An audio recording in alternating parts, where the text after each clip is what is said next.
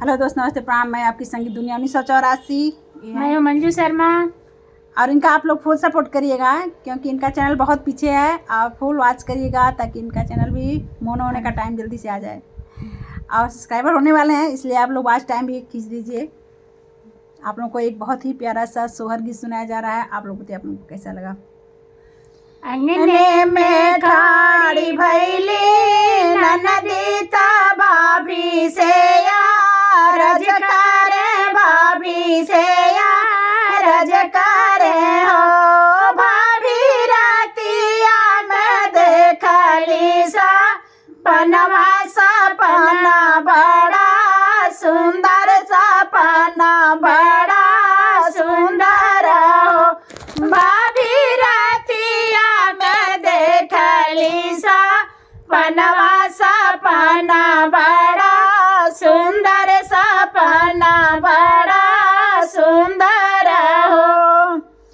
भाभी जोड़ा जोड़ा फूलवा फूला लाया गाना हमारे माँ के गाना हमारे माँ के लाओ।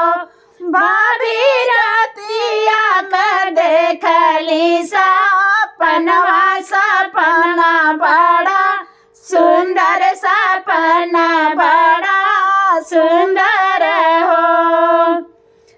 भाभी रातिया में देखली सा पनवा सपना बड़ा सुंदर, सपना बड़ा सुंदर हो। अंगने में खाड़ी भैली सासू ता बहू सया रज करे, बहू से रज करे हो। बहुअर दे ना दे तू तो जोड़ा लाला जियारा जुड़ाई जाए, जियारा जुड़ाई जाए हो। बहुअर दे तू जोड़ा तुला लनवाता हियारा जुड़ाई जाई है, हियारा जुड़ाई जाई है हो। इतनी बचाना जब सुनली बहुरियाता झपसी के बोलेली, झपसी पाराय लगली हो।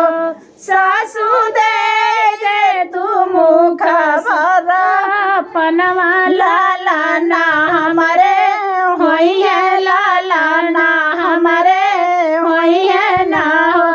सासू दे तू मुख भरा पनवा लाला ना हमारे होई है, लाला ना हमारे होई है ना हो। 8 महीनावा के बीतते नवाही के लगते, नवाही के लगते ना हो। बहनी बाजे लगे आंगन बधैया उठना लागे सोहर, उठना लागे सोहर हो। 8 महीना नावा लगते होरी लावाजा नमले, होरी लावाजा नमले ला हो। बहनी बाजे लगे आंगन बधैया उठना लागे सोहर, उठना लागे सोहर हो।